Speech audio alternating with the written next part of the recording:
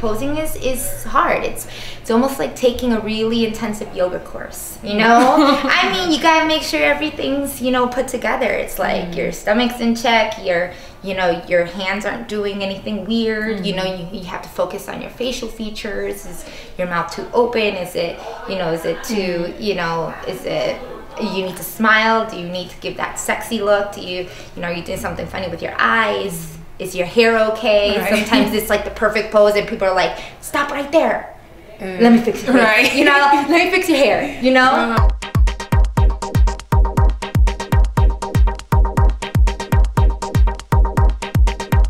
So I'm here with Jessica Milagros. She's a plus size model and she's also very stylish and fashionable, as you can see, and we're going to talk to her a little bit, you know, about her career, her style, and all that good stuff. So Jessica, how are you doing? Good, very good. Thank you for having me. No problem. I just want to like dive in because, you know, if anyone wants to follow you on Facebook and see any of your work, they'll know that you've done things for Thick Troop, like their fashion shows.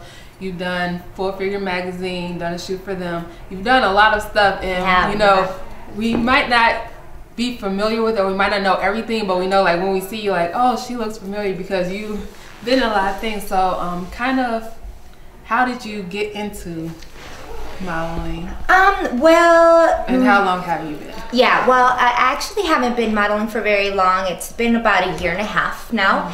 And it kind of just happened all of a sudden. And I work for a marketing agency, and we were actually working with Lane Bryant at the time, coming up with concepts for them for their Curvy Revolution. And at that point in time, I didn't know that there was a plus model industry. I didn't know that you could do it for a living. I was a consumer, meaning that I bought Lane Bryant clothes, so I knew it existed, but it was this big community. And after I did a lot of research on it, I just became more and more obsessed with, you know, finding out more about this plus size community. And some friends of mine were just like, oh, you could totally model. You know, you have the height, you have the proportions, you know, you have a real pretty face. Yeah, you could totally do this. And I was just like, well, no. I was like, no, I can't do this.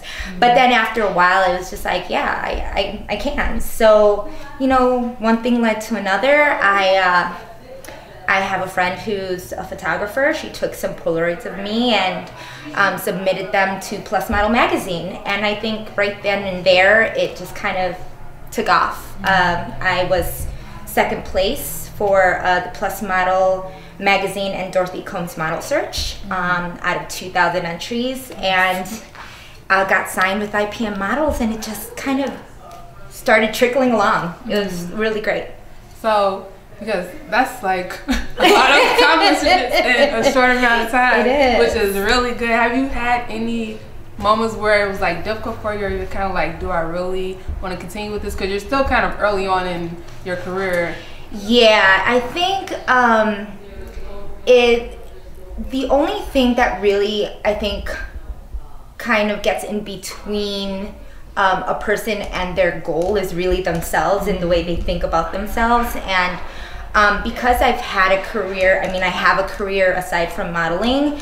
I've kind of experienced all of those things in my first career. Now knowing that I really want to be a plus size model, I just kind of go all at it, and I try not to think about comparing myself to others or letting those little setbacks kind of bring me down. And it is the plus size industry, just like any industry in modeling, is very serious. The competition is incredibly fierce. There's a whole bunch of beautiful ladies that are just coming out of the woodworks, you know. So I think it's really important to just stay focused and not really compare yourself to other women, because I think I have a different look.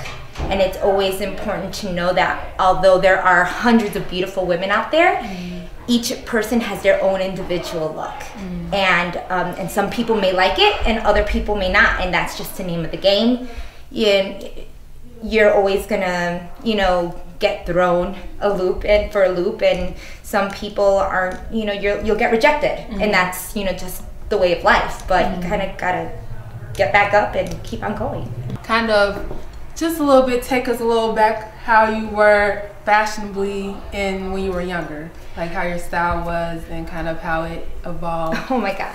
Well, you know, I'm Hispanic, so I think I grew up around a lot of loud colors and ruffles and, you know, tight jeans. I've been wearing skinny jeans since I was like in 8th grade, you know, it with the rhinestones on it and like all this stuff. So I mean, what girls wear now, it was kind of like what I was always wearing, because, you know, Hispanics always like to wear like, you know, tighter fitting clothes. It was never about like the baggy things. I went through my baggy phase in high school. I kind of was a little bit more of a tomboy. I played basketball. So yeah, I kind of did the, you know, the baggy jeans and the, you know, the Bulls, you know, shirts or the jerseys. Oh, the jerseys. Yeah, that back when that was in style. If that was ever in style, I shouldn't say that.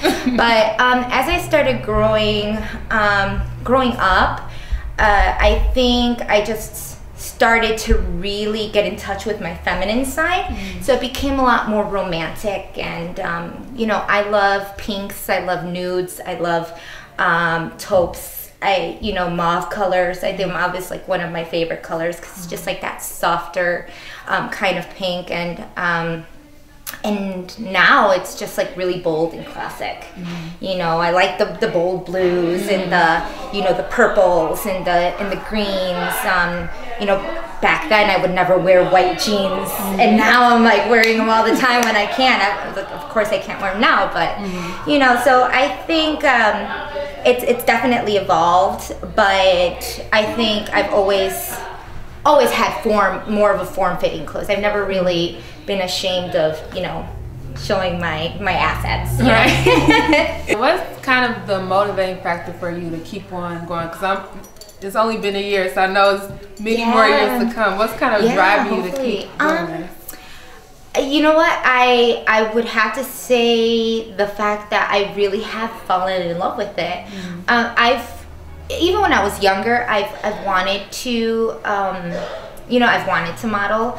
I think when I think back to when I was a lot younger, maybe 6 or 7, I remember, you know, kind of going in, you know, the closet and getting my mom's shoes and putting on, you know, different outfits and coming out and kind of like modeling, right. You know, how little girls do. Yeah. But I don't think I ever got out of that phase. So when you don't get out of that phase and that's all you really want to do, I mean, like, I love clothes, I love, you know, I love fashion, and I love people styling me, and I think that all of that encompasses. But I also love the fact that being a plus size model also gives other women the confidence to get out there and love their bodies and be okay with it. I mean, like, I'm one of the, you know, the biggest girls in my friendship circle.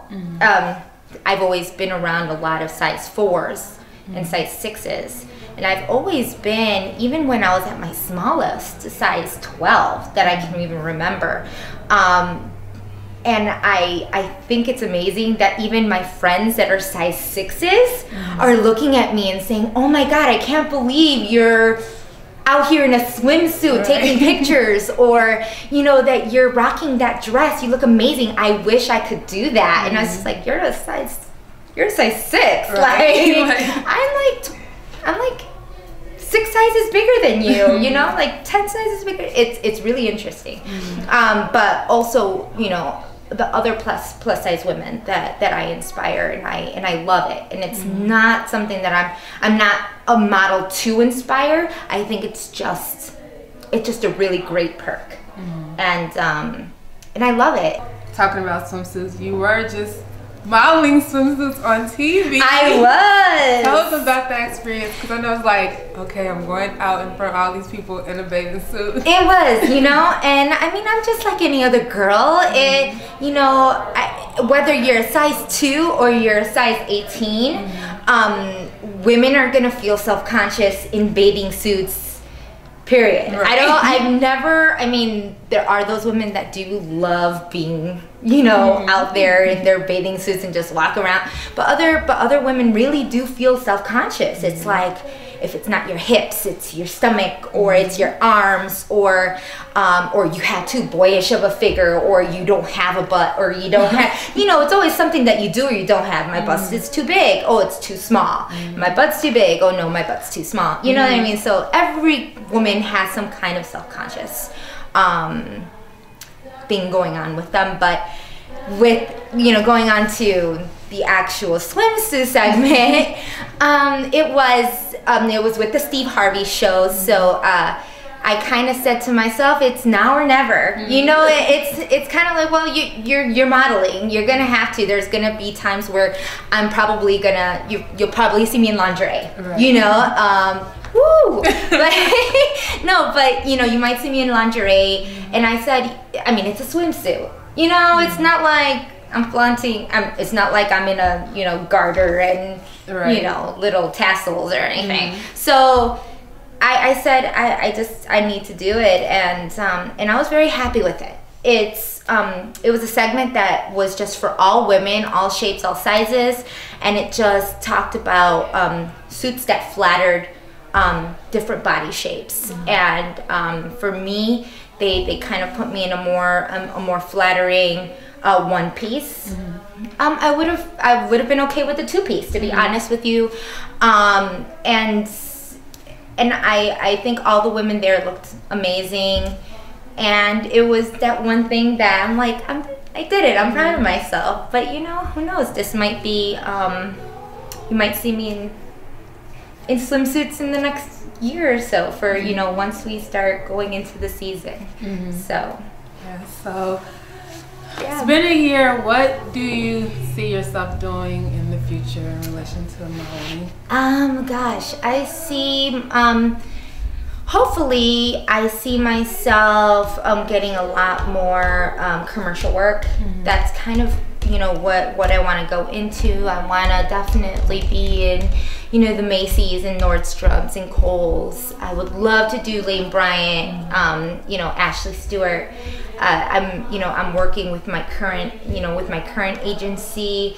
And right now it is a lot of testing, and that's what, you know, you do as a model. You're consistently testing and investing in great photos for your portfolios. So, you know, we'll see. I keep on working with Boutique LaRue and Blair Chic Boutique here in Chicago. So I'm very fortunate to have those two owners really love my look and give me that opportunity to work for them. And you know, it only gets better from here, you know, as I start to work more and to get that experience. I mean, I'll be ready for the big times. There you guys have it. Make sure you check out her Facebook page, follow her, because you're going to see a whole lot more of her in the years to come. And I want to thank you, Jessica, for sitting down talking with me, and hopefully we've inspired some people to get out there and just to be who they are and live the way that they are and love it. Definitely do it. Don't be scared. just go for it. And that's a wrap for us. So I'll see you guys in the next segment. Bye.